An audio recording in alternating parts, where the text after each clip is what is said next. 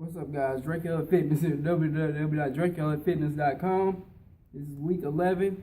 He lost 2 pounds. He lost 2 pounds this week, and this next week I'm gonna drop his calories down to 2,000 calories. Finally, this is week 11, and we have yet to drop his calories.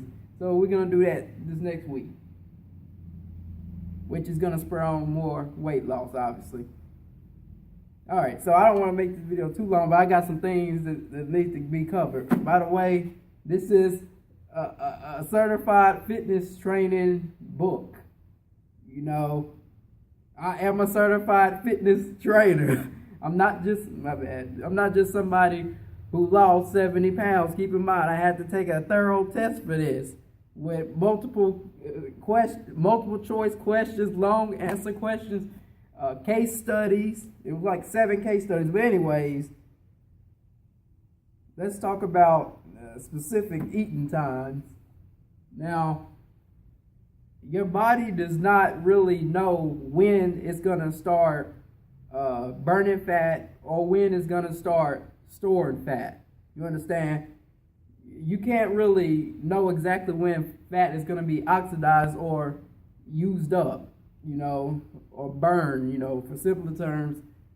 You can't know that. But what you can do is, like we're doing, take weight per week and over months and over the course of time, and that's going to tell you, obviously, you're going to be losing body fat. What's the easiest way to tell you losing body fat?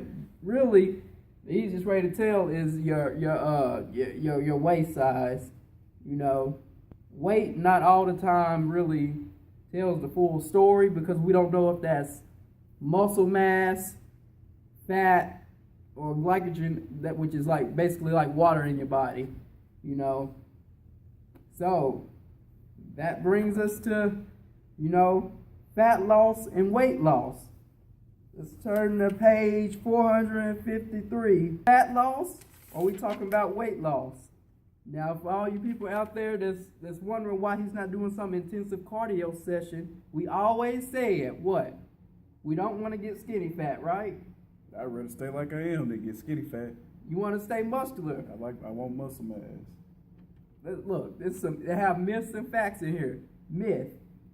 Aerobic exercise is all the exercise you need to effectively control your weight. A review of the available data strongly indicates that, in general, combining a conventional aerobic exercise program with a calorically restricted diet does little, if anything, to help you preserve lean body mass during your weight reduction efforts. Now, what does that tell you? Now, on down here, it says that it's optimal for strength training. Strength training does that. Now, obviously, this is how your body is going to work. If in a caloric deficit, you know, your body is going to go towards your muscle, your fat, and your glycogen stores to lose weight, obviously, right? But what if you're training? What if you're continuing to lift weights like he is doing, like I did? Your body's going to say, wait a minute, I'm not going to use this muscle for energy, because he's still using that. I'm going to go for the fat then.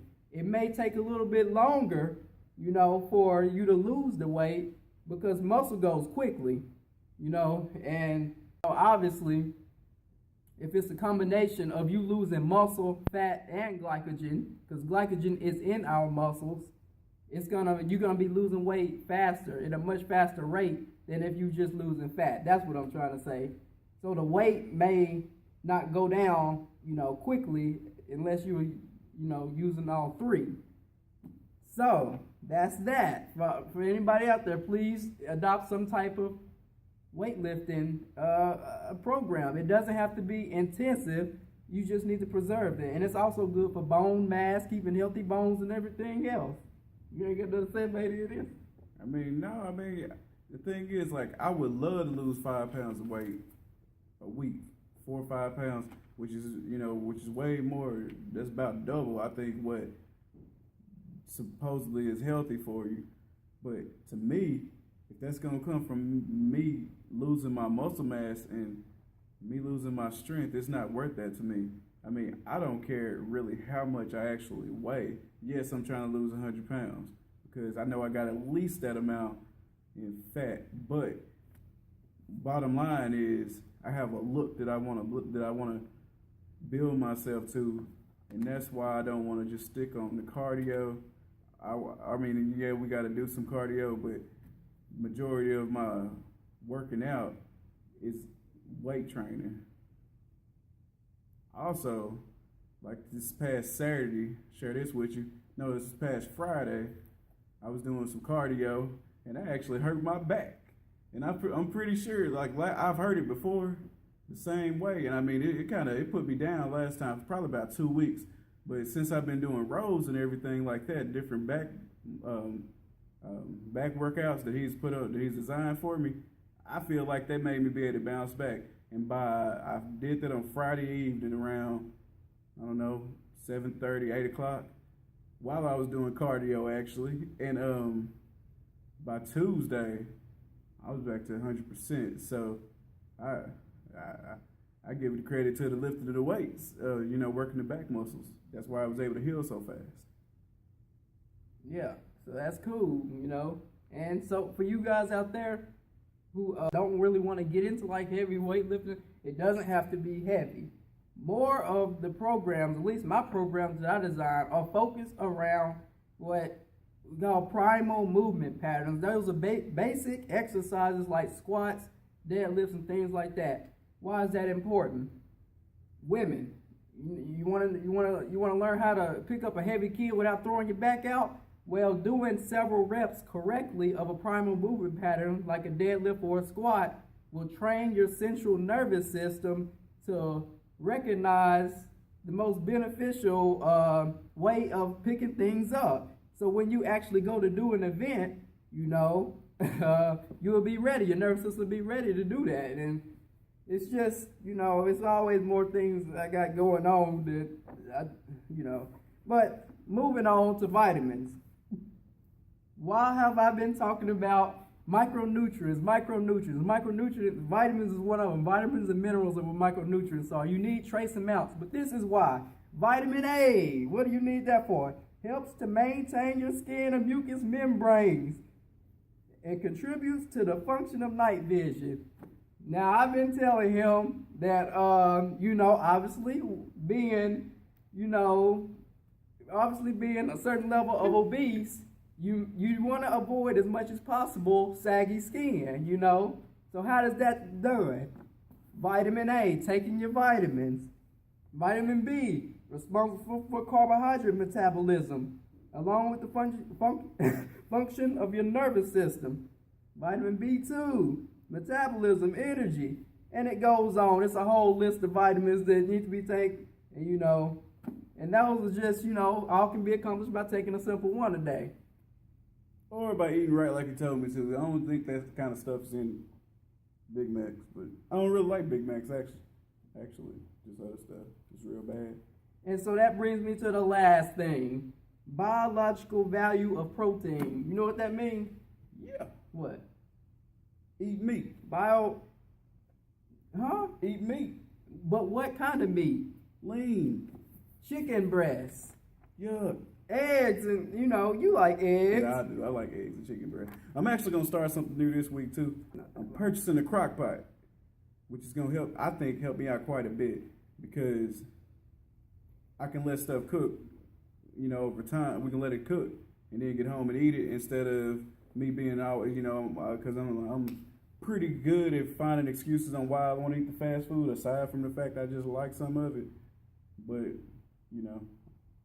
hopefully I can make some adjustments there. So the last thing is the biological value of protein sources. Whey protein powder gets it's 106 to 159. Generally, 100 is the cap-off limit. That should tell you right there, whey protein powder is good.